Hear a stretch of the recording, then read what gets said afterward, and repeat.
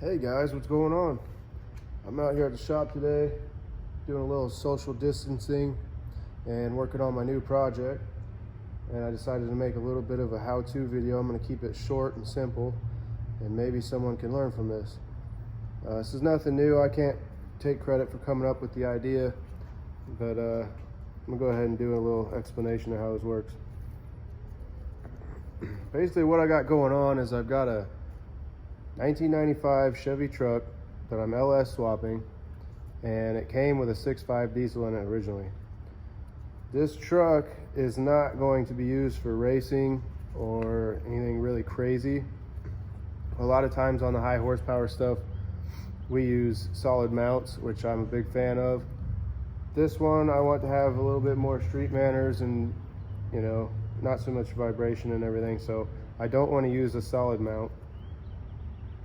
That said, the factory mounts from the 6.5 were completely shot and worn out. They're loose, they're flopping around. So what I have here is a couple of new replacement stock mounts, just cheapos that I bought. And these don't hold up real well when you start making a lot of power. But there's a nice little trick you can do to beef them up. The first thing I want to point out before I get started is the difference in quality here. I have two mounts. These are exactly as I bought them, straight out of the box. One of them came from Rock Auto and was the absolute cheapest one that I could buy. And the second one came from Advanced here in town, and the cheap one from Rock Auto was $5.30 and the one from Advanced was $30. And I'll let you guess which one is which. Yeah, the nicer one came from Rock Auto. I'm gonna give you a little close-up of this here. You can see the paint on it's pretty good. It's a little bit nicked up, no big deal. The rubber is a nice casting. There's a little bit of this, you know, I don't know what you'd call it, like rubber slag or whatever from when they made the mold, but not bad. You know, for $5.30, that's a nice part.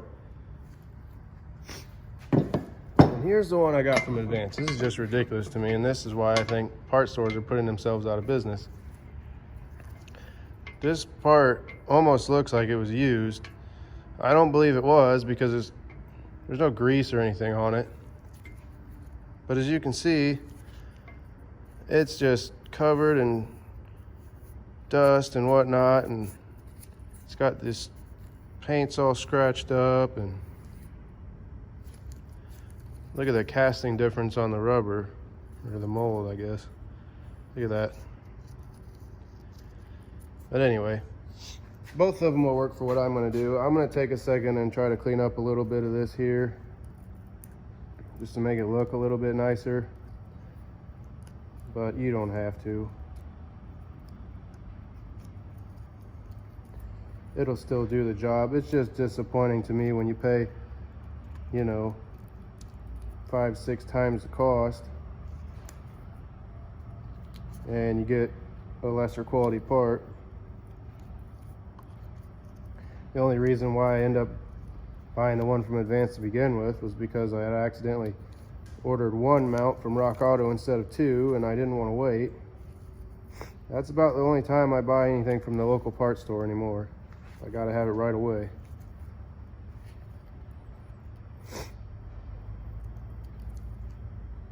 Just something to keep in mind. If you can plan ahead a little bit, order stuff online, you're gonna come out ahead, because the parts stores are selling you the same quality of parts or less as what they are online. And I'm gonna tell you, this was the cheapest mount that Rock Auto listed. It's not like I bought the high dollar one or anything.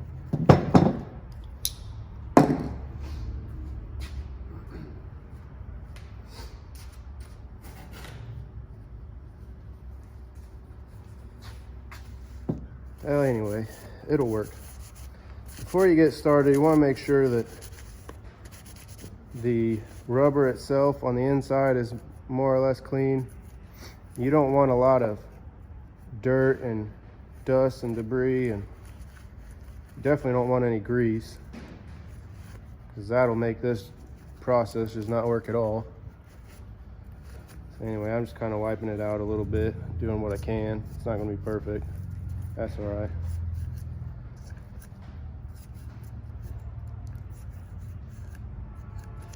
That's pretty good.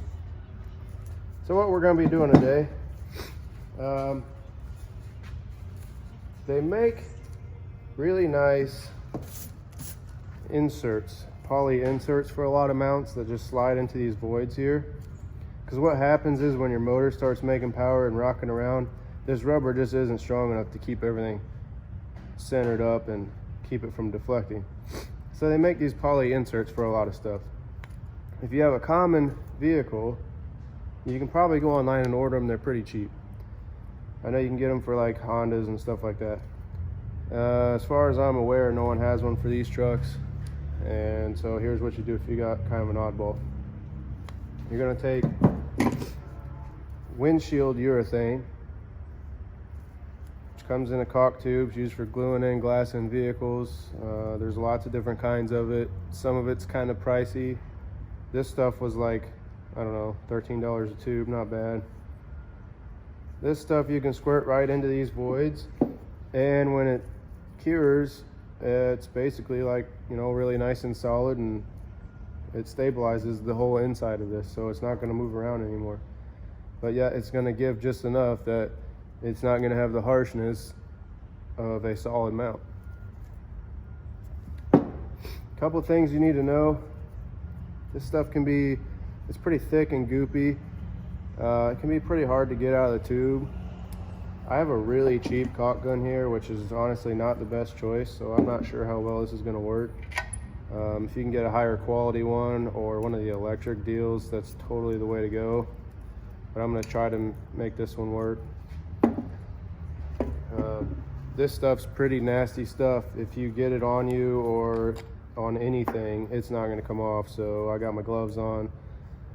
I put some paper down on my table because, like I said, pretty much one and done with this stuff. But anyway, let's see how this goes.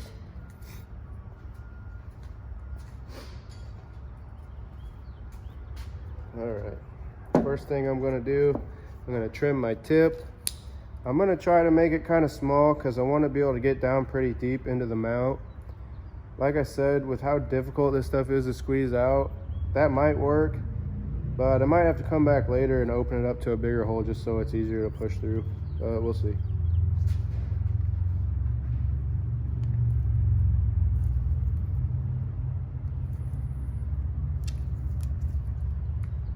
That's a pretty small hole. I don't know if that's going to work. I'll make it a little bigger.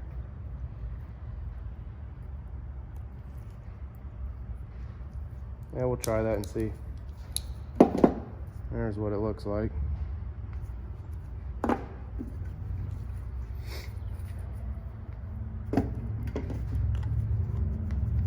ahead and thread that on there.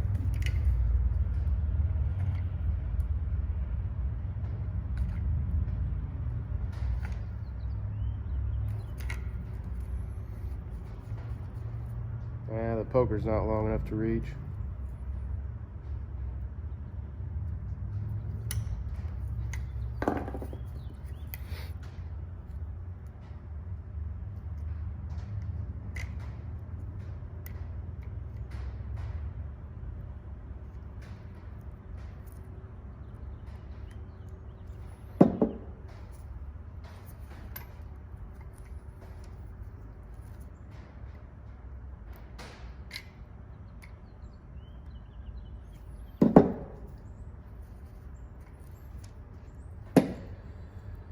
All right. This is just a cheap gun. You can buy it at Home Depot or Lowe's or whatever. They're like $3. They're kind of not great, but they usually get the job done.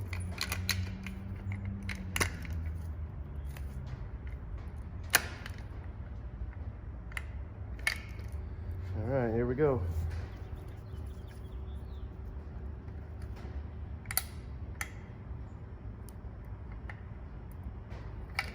What you want to do is you want to try to fill up every little bit of these voids that you can. You really want to get as much of this glue packed in there as you can.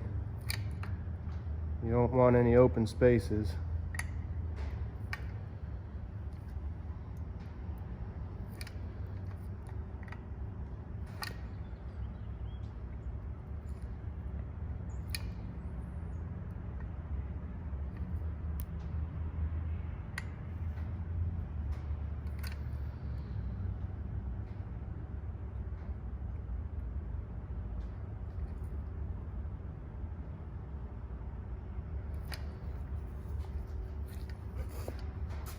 Hopefully you can see this.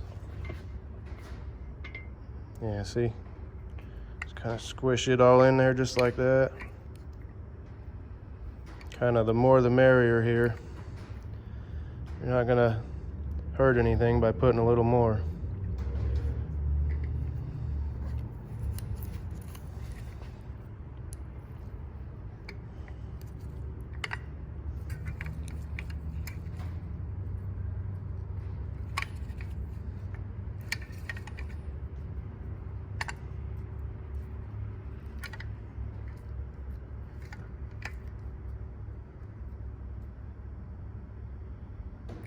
Yeah, there we go. Kind of squish it in all the holes there. Smooth it out a little bit.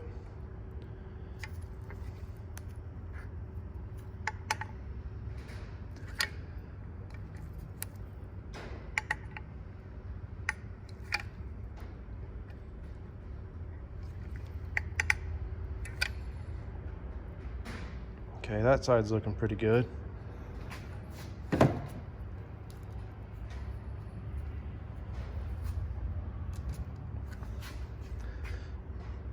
See, it only went about halfway through, so I'm going to come back on this other side now.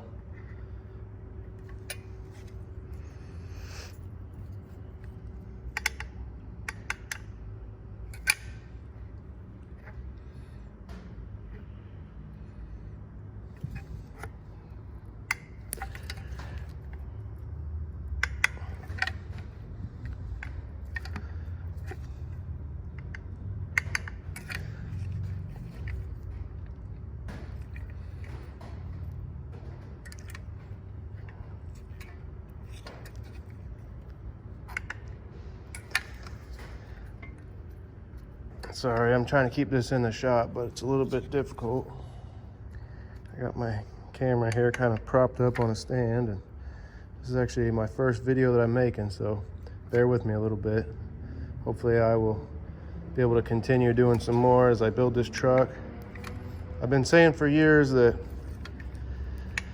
I should be documenting what I'm doing, and you know, I've been fortunate enough to be involved with some pretty cool stuff, and I've built some pretty cool stuff myself. And all the time I think, you know, if I would have started doing this years ago, I'd have a lot of pretty cool content. Of course I didn't, you know, hindsight. But why not start now? I'm not sure what will come of it. Probably nothing.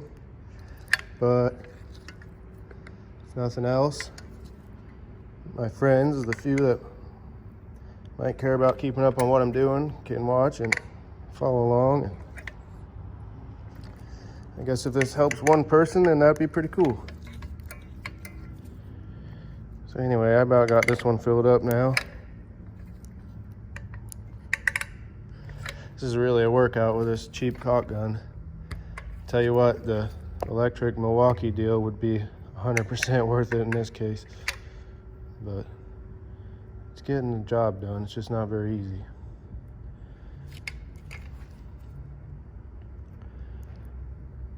Yeah, so anyway, kind of smoothing this out a little bit. Got one little void here left to fill. There we go. Now, what I'm gonna do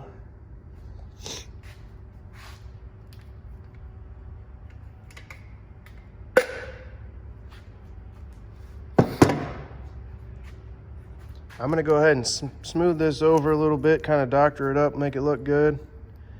And then I am going to shut the camera off and finish this second one It's a little bit difficult to do while I'm trying to film it, so. But I'll show you what this looks like once I get it all doctored up here.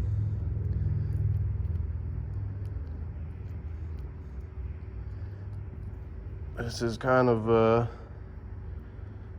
bootleg thing to do, but that doesn't mean it has to look bad. And I'll tell you what, it'll work pretty well. Look at that, that's not bad. And on to the other side here.